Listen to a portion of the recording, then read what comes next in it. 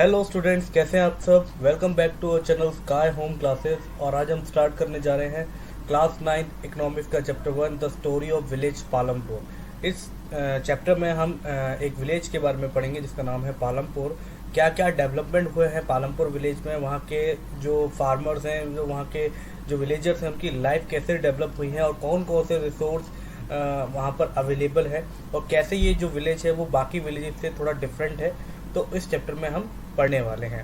Okay, अगर आप हमारे चैनल पर नए हैं तो प्लीज़ सबसे पहले हमारे चैनल को सब्सक्राइब कीजिए और बेल आइकन को प्रेस कीजिए और हमारे साथ वीडियो के एंड तक बने रहिए।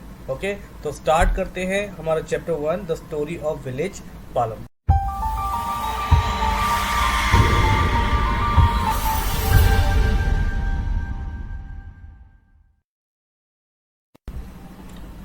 तो एक स्टोरी है यहाँ पर 1960 Govind was a farmer with 2.25 hectare of largely unirrigated land with the help of his 3 son.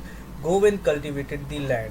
अब यहाँ पर 1960 की बात हो रही है। गोविंद एक फार्मर थे, एक फार्मर है यहाँ पर हम बता रहे हैं। तो 2.25 हेक्टेयर की उनकी इन अनइरिगेटेड लैंड है जहाँ पर वाटर सोर्स अवेलेबल नहीं है। इरिगेशन क्या होता है? Water facilities. जब आप वाटर फैसिलिटीज प्रोवाइड कर रहे हो अपने फील्ड पर, तो ऐसा लैंड उनके पास नहीं है। With the help of his son, 3 sons. कितने सन है उनके? 3 sons. Govind cultivated the land. वो अपने तीनों बच्चों के साथ मिलकर इस लैंड को कल्टिवेट करते हैं। हालांकि वहाँ पर पानी की बहुत कमी है। दो they didn't live very comfortably, the family managed to feed itself with a little bit of extra income from one buffalo that the family possessed। तो यानी हालांकि वो जानते हैं कि इतना जो उनका जो लैंड है उस पर इतना प्रोडक्शन नहीं होता, इतना कल्टीवेशन नहीं होता क्रॉप्स का, फिर भी वो थोड़ा बहुत अर्न करते हैं और बाकी की जो एक्स्ट्रा इनकम है वो उनके पास एक बफेलो है, उसका मिल्क सेल करके वो अर्न करते हैं और इस तरीके से अपनी लाइवलीहुड को सफ़र करते हैं। Some years before Govind's death, this land was divided among 3 son. अब गोविंद की डेथ होने से पहले उसने अपनी जो लैंड है वो अपने तीनों बेटों में इक्वली डिवाइड कर दी थी। Each now has a plot of land that is only 0.75 hectare in size. अब हर एक बेटे के अकाउंट में कितना लैंड आया? 0.75 hectare. Even with improved irrigation and modern farming method, Govind sons are not able to make a living from their land. मतलब ये वहाँ पर अब इरिगेशन जो फैसिलिटीज है वो इतना बेटर नहीं है। ओके, और जो मॉडर्न फार्मिंग मेथड है वहाँ पर इतनी भी बेटर नहीं थी। तो जो गोविंद के जो सन थे, जो अपने इसके जो बेटे थे, वो अपनी लाइफ को वहाँ पर सस्टेन नहीं कर पा रहे। They are not able to make a living from their land. तो they have look to additional work during the part of the year. तो उन्होंने कुछ अदर काम ढूंढना स्टार्ट कर दिया कि कुछ और सोर्स ढूंढे उन्होंने इनकम के, क्योंकि उनको लग रहा था कि शायद इस लैंड से उनको इतना इनकम जनरेट नहीं होगा। तो ये कुछ पिक्चर्स हैं यहाँ पर। हमने देखा कि ये 2 फार्मर्स हैं जो आपस में बात कर रहे हैं। ओके, एक और स्टोरी हम बात करते हैं। Savita is a small farmer. She plans to cultivate wheat on her 1 hectare of land. अब सविता भी एक छोटी फार्मर है, उसके पास 1 हेक्टेयर लैंड है जहाँ जिसमें वो कल्टीवेशन करती है। क्या कल्टीवेट करती है? वीट, गेहूँ उगाती है। Beside seeds, fertiliser and pesticide, she need cash to buy water and repair to her farm instrument. अब क्या है, अब इतनी फार्मिंग करने के लिए, कल्टीवेशन के लिए उसको सीड की रिक्वायरमेंट होगी, फर्टिलाइजर की रिक्वायरमेंट होगी, पेस्टिसाइड्स की रिक्वायरमेंट होगी। अब इन सबको लाने के लिए उसको पैसे तो चाहिए, she need cash to buy. और इसके अलावा उसको वाटर फैसिलिटीज भी चाहिए, मतलब इरिगेशन फैसिलिटी चाहिए अपने फील्ड में, और साथ में कुछ इंस्ट्रूमेंट भी उसको रिपेयर कराने हैं, जैसे प्लफ हैं या फिर हम बोले हार्वेस्टर हैं, कई सारी चीज़ें जो हम बोलते हैं फार्मिंग में लगती है। She estimate that the working capital itself would cost a minimum of ₹3,000। अब जब उसने एस्टिमेट किया, जो पूरा एस्टिमेट लगाया, तो उसको कितना मनी की रिक्वायरमेंट थी? 3,000 रुपीज़। 3,000 मनी की उसकी नीड थी। She doesn't have the money, so she decide to borrow from Tejpal Singh, a large farmer. तो उसने क्या डिसाइड किया, क्योंकि देखो उसके पास पैसे तो थे नहीं इतने, 3,000 रुपीज़ उसने एस्टिमेट लगाया था कि इतना तो मिनिमम चाहिए ही चाहिए उसको ये सब काम करने के लिए। क्या काम करने के लिए? सीड खरीदने के लिए, फर्टिलाइजर या पेस्टिसाइड खरीदने के लिए। इसके अलावा उसको अपने फार्म इंस्ट्रूमेंट भी रिपेयर कराने थे। तो उसने पूरा एस्टिमेट लगाया कि 3,000 रुपीज़ तो मुझे चाहिए ही चाहिए। She doesn't have the money, so she decide to borrow from Tejpal Singh. तो उसने बोला कि क्यों ना मैं तेजपाल सिंह, जो कि उस गाँव के सबसे बड़े और रिच फार्मर हुआ करते थे, उनसे क्यों ना वो मनी को बोरो करे, मतलब पैसे उधार ले या लोन ले ले। Tejpal Singh agrees to give Savita the loan at the interest of 24% for 4 months। तो तेजपाल सिंह वो मान गए। उन्होंने सविता को लोन देने से एग्री किया, मतलब उन्होंने बोला कि ठीक है हम आपको लोन देंगे, बट 24% आपको इंटरेस्ट देना पड़ेगा 4 मंथ के लिए, which is a very high interest rate. मतलब बहुत हाई रेट है, सिंपल सी बात है। 24% बहुत ज़्यादा भी होता है, हम कह सकते हैं। Savita also has to promise the work on his field as a farm labor during the harvest season at 35 rupees per day। अब इसके अलावा सविता ने उनसे ये भी प्रॉमिस किया कि वो उनके फार्म में एज अ फार्म लेबर काम करेगी। कब करेगी? हार्वेस्ट सीजन पर, जब कटाई का टाइम आएगा। और उसकी जो वेजेस होंगी वो क्या होंगी? 35 रुपीज़ पर डे के हिसाब से वो चार्ज करेगी। As you can tell the wages quite low. हम कह सकते हैं कि जो वेजेस है, जितनी उसको मजदूरी मिलने वाली जो दिहाड़ी है उसको बहुत कम है, 35 रुपीज़ एक दिन का। Savita knows that she will have to work hard to complete harvesting on an or field and then work as a farm labor for Tejpal। अब सविता ये बात जानती है कि उसके लिए सब बहुत ज़्यादा डिफिकल्ट है, क्योंकि उसको अपनी फैमिली भी रन करनी है, साथ में अपनी खुद की फील्ड में कल्टीवेशन करना है, हार्वेस्टिंग करनी है, उसके अलावा उसे तेजपाल सिंह के फार्म में भी काम करना है, तो इतना सब कुछ उसको करना है। The harvest time is a very busy time. As a mother of 3 children, she has a lot of household responsibility। उसको ये बात पता है कि हार्वेस्ट टाइम जो होता है बहुत ही डिफिकल्ट टाइम होता है, और वो 3 चिल्ड्रन की मदर है, तो उसको घर की रिस्पॉन्सिबिलिटी उसके पास बहुत है। Savita agrees to these tough condition and she know getting a loan is difficult for a small farmer. तो वो ये बात अच्छी तरीके से जानती है कि अगर उसको फार्मिंग करनी है या उसको कल्टिवेशन करना है तो उसको ये लोन तो लेना ही पड़ेगा, और ये बहुत मुश्किल होता है किसी भी स्मॉल फार्मर के लिए। एक और स्टोरी हम पढ़ते हैं। Mishri Lal has purchased a mechanical sugar cane crushing machine run on electricity and has a setup in on his field. Mishri Lal एक विलेजर हैं जो कि उसी पालमपुर विलेज में रहते हैं। उन्होंने एक mechanical sugar cane crushing machine, जिसको गन्ने की मशीन भी बोलते हैं, आपने देखा होगा, गन्ने की मशीन जिसमें से गन्ने का जूस निकाला जाता है, जो किस पर रन करती है? इलेक्ट्रिसिटी पर। उन्होंने उस मशीन को अपने ही फील्ड में इंस्टॉल किया हुआ है, सेटअप किया हुआ है, ठीक है। Sugar cane crushing was earlier done with the help of bullocks. पहले तो वो ये काम क्या करते थे, कैसे करते थे? पहले तो अपने बुलक्स को लगा देते थे, तो वो बुलक्स की हेल्प से वो मशीन चलती रहती थी। अब वो मशीन उन्होंने न्यू मशीन जो परचेज किया है वो इलेक्ट्रिसिटी पर रन करती है, लाइट पर रन करती है। But people prefer to it by machine these days. पहले के टाइम पर लोग ऐसे ही, क्योंकि उनके पास कोई फैसिलिटीज थी नहीं, इतना डेवलपमेंट था नहीं, तो वो लोग एनिमल्स की हेल्प लेते थे। अब मशीन आ गई है तो मशीन का यूज़ करते हैं। Mishrilal also buy sugar cane from the other farmers and processes into jaggery. अब मिश्रीलाल क्या करते हैं? इसके अलावा वो अदर फार्मर से शुगर केन खरीदते हैं और उसको जैगरी में कन्वर्ट करते हैं। जैगरी मतलब होता है गुड़, उससे गुड़ बनाते हैं। The jaggery is then sold to traders at Shahpur. अब फिर वो जैगरी जो गुड़ बना लेते हैं उसको वो शाहपुर के ट्रेडर्स, मतलब वहाँ के जो दुकानदार या व्यापारी हैं, उनको सेल करते हैं। In this process Mishrilal makes a small profit. तो इस तरीके से वो कुछ प्रॉफिट अर्न कर रहे थे। तो हमने मिश्रीलाल की स्टोरी आपको बताई है। ओके, अब नेक्स्ट स्टोरी की तरफ बढ़ते हैं। Karim has open a computer class centre in the village. Karim ने पालमपुर विलेज में कंप्यूटर क्लास ओपन की है, कंप्यूटर क्लास सेंटर, क्योंकि वो कंप्यूटर की कोचिंग देना चाहते हैं गांव के बच्चों को। In recent years a large number of students have been attending college in the Shahpur town. तो ज़्यादातर बच्चे जो हैं वो उनके कॉलेज को अटेंड करते हैं, मतलब उनकी जो क्लासेस हैं उनको अटेंड करते हैं शाहपुर टाउन के जो बच्चे हैं, क्योंकि वो बहुत टाइम से वहाँ पर पढ़ा भी रहे हैं। Karim found that a number of student from the village are also attending computer classes in the town. जैसे शाहपुर जो टाउन है, जो कि पालमपुर विलेज से थोड़ा दूर ही है, और उसके वो बच्चे भी उनकी कंप्यूटर क्लास को अटेंड करें। तो करीम ने ये देखा कि जो गांव के बच्चे भी हैं, जो विलेजेस के बच्चे भी हैं, वो भी उनकी कंप्यूटर क्लास को अटेंड कर रहे हैं। कहाँ पर? टाउन में। तो दे वर 2 women in the villages had a degree in the computer application. अब करीम ने 2 वुमन को अपॉइंट किया है जो कि जिनके पास कंप्यूटर का डिप्लोमा है, कंप्यूटर एप्लीकेशन की डिग्री है। He decided to employ them. उन्होंने उनको जॉब पर रखा हुआ है उनको। He bought computers and set them in the class in front of their house overlooking the market। अब उन्होंने क्या किया, गांव में कैसे कंप्यूटर क्लास को सेटअप किया उन्होंने? पहले उन्होंने कुछ कंप्यूटर खरीदे, फिर साथ में उन्होंने जो उनका घर है उस घर के फ्रंट रूम में उन्होंने उन क्लासेस को अरेंज किया, जिससे लोगों को दिखना चाहिए कि कंप्यूटर क्लासेस यहाँ पर अवेलेबल है। High school student have started attending them in good numbers. तो अब जितने भी बड़ी क्लासेस के स्टूडेंट हैं जो उनके विलेजेस में हैं, उन्होंने उनकी कंप्यूटर क्लासेस को अटेंड करना स्टार्ट कर दिया। तो ओवरव्यू हमने देखा कि ये कुछ स्टोरीज हमने पढ़ी हैं कि पालमपुर विलेजेस में किस किस टाइप के प्रोफेशन अवेलेबल है, और हम देखेंगे कि पालमपुर में किस किस टाइप के डेवलपमेंट हुए हैं। ओके, तो ओवरव्यू हम यहाँ पर रीड करते हैं। Farming is the main activity in Palampur, whereas several other activities such as small scale manufacturing, dairy, transport etcetera are carried out on a limited scale. तो हम यहाँ पर अगर पालमपुर की बात करें तो पालमपुर में मेन एक्टिविटी फार्मिंग है, ज़्यादातर लोग वहाँ पर फार्मिंग करते हैं। ओके, और उसके अलावा अदर एक्टिविटीज़ भी लोग करते हैं, जैसे अदर प्रोफेशंस में भी लोग इंक्लूड हैं, इन्वॉल्व हैं। जैसे स्मॉल स्केल मैन्युफैक्चरिंग यानी छोटी मोटी फैक्ट्रीज वहाँ पर अवेलेबल हैं। कुछ लोग डेयरी वर्क करते हैं, डेयरी का काम करते हैं, कुछ लोग ट्रांसपोर्टेशन का काम करते हैं। तो अलग अलग तरीके से हम बोलें कि different peoples include in different profession. Now move on to the next paragraph. Palampur is well connected with neighbouring villages and town.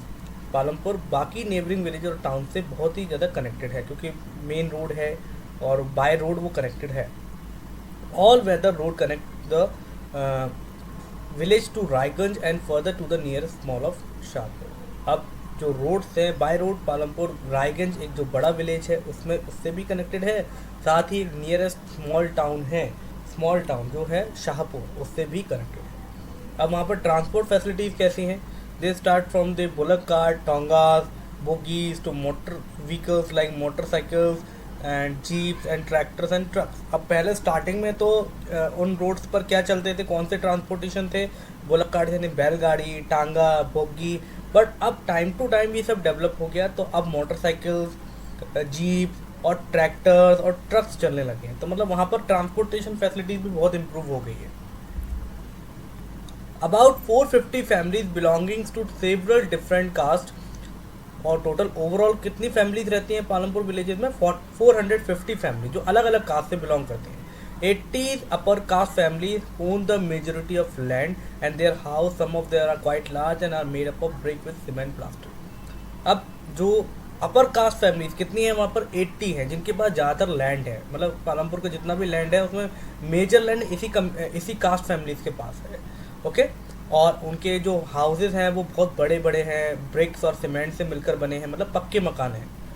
The एससीज 1/3 of the population in one corner of the village is much smaller houses of mud and stone. और वहीं पर 1/3 population जो है पालमपुर की total overall हम बात करें तो वो मोस्टली अगर आप 1/3 बात करेंगे तो 150 के आसपास जो फैमिलीज हैं पालमपुर में वो लोअर कास्ट से बिलोंग करती हैं, और वो गाँव के कॉर्नर में शिफ्ट है, मतलब गाँव के कॉर्नर में लाई करते हैं। और उनके जो हाउसेज हैं बहुत कच्चे हाउस, मतलब मड और स्ट्रॉ से बने हैं। Electricity power all the tubewell in the field is used in various types of small business. मतलब वहाँ पर अगर हम बात करें ट्यूबवेल फैसिलिटीज़ अवेलेबल है फील्ड्स में, वहाँ पर इलेक्ट्रिसिटी आपको मिलेगी, इलेक्ट्रिसिटी वहाँ पर सफिशिएंट है, और वो अलग अलग बिजनेस में भी यूज़ होती है, मतलब कई सारे कामों में भी इलेक्ट्रिसिटी यूज़ की जाती है। इसके अलावा पालमपुर में 2 प्राइमरी स्कूल है, 1 हाई स्कूल है। इसके अलावा एक प्राइमरी हेल्थ सेंटर भी है और एक प्राइमरी डिस्पेंसरी। डिस्पेंसरी क्या होता है? एक हेल्थ केयर सेंटर होता है जिसको गवर्नमेंट सेटअप करती है। ओके, तो इसके अलावा ऑर्गेनाइजेशन ऑफ प्रोडक्शन, प्रोडक्शन किस टाइप का है पालमपुर में? प्रोडक्शन अगर हम देखें, to produce the goods and services that we want there are 4 requirements of production of goods and services. अगर आप प्रोडक्शन करना चाहते हैं तो आपको 4 फैक्टर्स तो इम्पॉर्टेंट है। 4 फैक्टर क्या होते हैं? देखिए, अगर आप डायग्राम में देखेंगे तो यहाँ पर दिया हुआ है प्रोडक्शन के लिए 4 इंपॉर्टेंट फैक्टर होते हैं: land, labour, capital and entrepreneur. Land सबसे इंपॉर्टेंट फैक्टर। देखिए, अगर आपको लैंड ही नहीं होगा तो आप इंडस्ट्री कहाँ सेटअप करेंगे? तो हम जो भी अपनी ह्यूमन एक्टिविटीज़ करते हैं, जो भी इकोनॉमिक एक्टिविटी करते हैं, वो लैंड पर ही करते हैं। तो सबसे बड़ा फैक्टर जो इंपॉर्टेंट फैक्टर है वो है लैंड। सेकेंड फैक्टर है आपका कैपिटल। अब कैपिटल क्या है? कैपिटल अगर आप लगाओगे, बिना कैपिटल के तो इंडस्ट्री सेटअप नहीं कर सकते आप। ठीक है, जो रॉ मटेरियल परचेज करोगे, जो मशीनरी शिफ्ट करोगे आप इंडस्ट्री में या उनको सेटअप करोगे, तो उसके लिए भी आपको कैपिटल की नीड होगी। इसके अलावा थर्ड जो फैक्टर है वो है लेबर। लेबर यानी जो वर्कर आपकी इंडस्ट्री में काम करेंगे, अगर वो नहीं होंगे तो फिर आपकी इंडस्ट्री में काम कौन करेगा, यानी उसको रन कौन करेगा? आप खुद तो नहीं करोगे, और इतना ज़्यादा प्रोडक्शन कोई एक अकेला सिंगल इंडिविजुअल तो नहीं कर सकता। ओके, तो ये भी अवेलेबल। इसके अलावा एंटरप्रेन्योर। एंटरप्रेन्योर वो ह्यूमन कैपिटल जो कि वर्क आपको कराए, आपके वर्कर से कराएंगे। अब जो आपने देखा होगा किसी भी इंडस्ट्री में हम देखें तो अलग अलग डिपार्टमेंट्स होते हैं, top level management, lower level management और मिडिल लेवल मैनेजमेंट। तो हम देखते हैं जो टॉप लेवल मैनेजमेंट जो एडमिनिस्ट्रेशन होता है, फिर मैनेजमेंट होता है, फिर उसके मैनेजमेंट के अंडर में सुपरविजन आता है, सुपरविजन के इंजन में जो लेबर लोग होते हैं वो काम करते हैं। तो इस तरीके से एक सेटअप होता है, इस तरीके से हम काम करते हैं। तो अभी हम पैराग्राफ में पढ़ते हैं, to produce the goods and service that we want there are 4 requirements for production of goods and services. अगर आप प्रोडक्शन करना चाहते हैं तो उसके लिए 4 फैक्टर हैं important. First requirement is land. Land मैंने आपको बताया कि हम जितने भी एक्टिविटीज़ करते हैं वो लैंड पर ही करते हैं। तो यहाँ पे लिखा हुआ है other natural source such as water, forest and minerals. Second requirement is labour. अब लेबर नहीं होगी तो फिर आप कौन काम करेगा आपके लिए, यानी आप प्रोडक्शन कैसे इंक्रीज करोगे। Okay, some are highly educated, others we can do manual work. Third requirement is physical capital and the varieties of input required at every stage during production. Tools, machine can be used in production over many years. Physical capital को हम बोल सकते हैं ऐसी capital जिसको आपने invest किया हुआ है और वो लॉन्ग टाइम सर्व करेगा। लॉन्ग टाइम सर्व यानी मशीन, आप इंडस्ट्री सेटअप कर रहे हो तो मशीन इंस्टॉल करोगे, टूल्स लोगे या बिल्डिंग परचेज करोगे, तो ओवरऑल ये आपका वन टाइम इन्वेस्टमेंट हुआ ना। तो इसमें वन टाइम इन्वेस्टमेंट ये आपको लॉन्ग टाइम सर्विस देंगे। And are also called fix capital, इन्हीं को हम फिक्स कैपिटल भी कहते हैं। अब वर्किंग कैपिटल क्या होती है, the raw material and money in hand are called working capital, जो कि हम बोलें कि जो गिव एंड टेक का जो फॉर्मेट होता है आना जाने, तो हम बोलेंगे वो वर्किंग कैपिटल है जो वर्क कर रही है। अब रन करने वाली कैपिटल ही वर्किंग कैपिटल होती है। जैसे रॉ मटेरियल मतलब आपने प्रोडक्शन स्टार्ट कर दिया है, आपने मटेरियल में फाइनल प्रोडक्ट बना दिया, फिर आपको दोबारा आपको बनाना है तो आपको फिर रॉ मटेरियल चाहिए, सिंपल सी बात है। तो यही होता है working capital. These are used up in production. Fourth requirement क्या है, ह्यूमन कैपिटल। मैंने आपको बताया ऐसे लोग जो काम करवाएंगे। अब देखिए आप खुद तो काम नहीं करवा सकते ना, आप तो ऑनर हैं, आप सीईओ या चेयरमैन या फिर मैनेजर हैं। आप इंस्ट्रक्शन देंगे सुपरवाइजर को या फिर हम बोलें कि जो इंचार्ज हैं, जो प्लांट इंचार्ज हैं, उनको आप इंस्ट्रक्शन देंगे तो वो लेबर से काम करवाएंगे। तो these are known as human capital. तो फोर्थ रिक्वायरमेंट जो है वो ह्यूमन कैपिटल की है। The knowledge enterprise put together land, labour, physical capital, produce and output, this days is known as human capital. तो ह्यूमन कैपिटल समझ में आ गया, जो लोग काम करवाएंगे। Every production is organise by combining land, labour, physical capital and human capital are known as factor of production. तो इसी चीज़ को हम बोलते हैं फैक्टर प्रोडक्शन। क्या होते हैं फैक्टर प्रोडक्शन, 4 फैक्टर होते हैं। First land, second labour, third physical capital and fourth human capital. Okay, farming in Palampur. Palampur में फार्मिंग कैसी है? Farming is the main production activity in Palampur. 75% of working people are dependent on farming for their livelihood. तो main जो activity मैंने आपको पहले भी बताया कि पालमपुर में जो मेन एक्टिविटी है वो फार्मिंग है, ज़्यादातर लोग फार्मिंग करते हैं और जो 75% जो लोग हैं वो इसी प्रोफेशन में इन्वॉल्व हैं।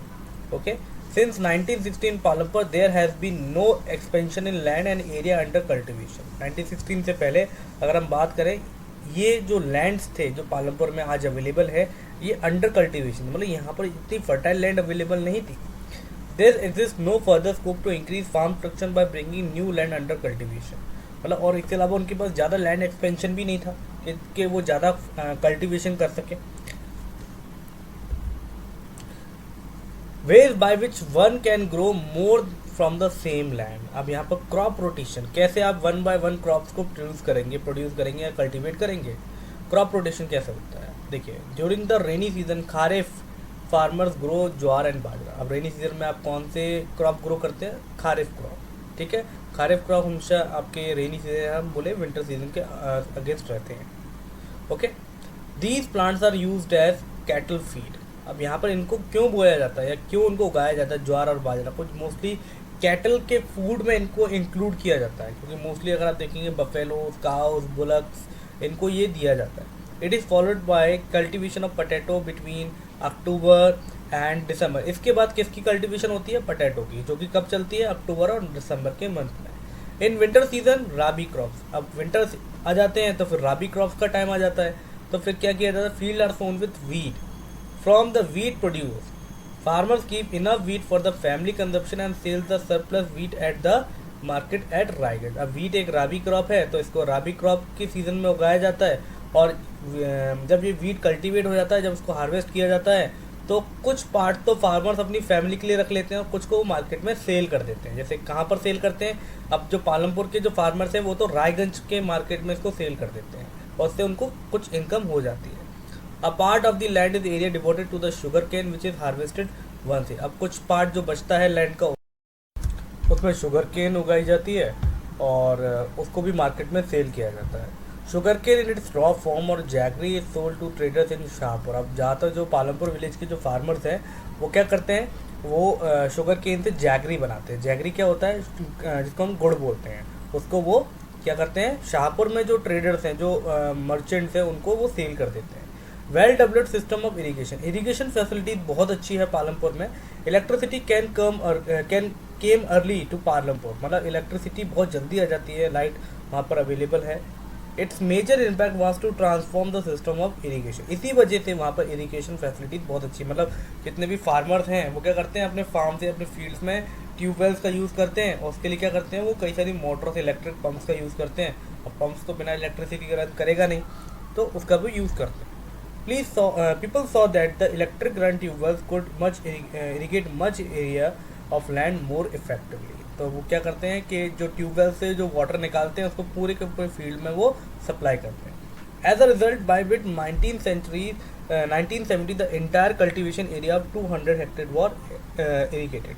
इसी वजह से क्या हुआ, 1970s के बीच में पूरा जो एरिया था पालमपुर का ओवरऑल 200 हेक्टेयर्स का जो एरिया था इसी तरीके से इरीगेट किया गया था। ओके, तो आई होप गाइस आपको अभी तक ये चैप्टर यहाँ तक क्लियर होगा। ओके, और ये पार्ट 1 है इस चैप्टर का। पार्ट 2 में हम आगे डिस्कस करेंगे। पार्ट 2 में हम पढ़ने वाले हैं मल्टीपल क्रॉपिंग्स के बारे में, जो कि इस पालमपुर विलेजेस में अप्लाई होता है। ओके, और इसके साथ ही जो इम्पोर्टेंट क्वेश्चन हैं इस चैप्टर के वो मैं पार्ट 2 में ही आपको बताने वाला हूँ। तो आई होप आपको ये वीडियो पसंद आया होगा। तो अगर आपको पसंद आया ये वीडियो तो प्लीज़ हमारे चैनल को सब्सक्राइब कीजिए और वीडियो को लाइक कीजिए, अपने फ्रेंड के साथ शेयर कीजिए और आगे वाले वीडियोस के लिए हमारे साथ बने रहिए। Okay, thank you.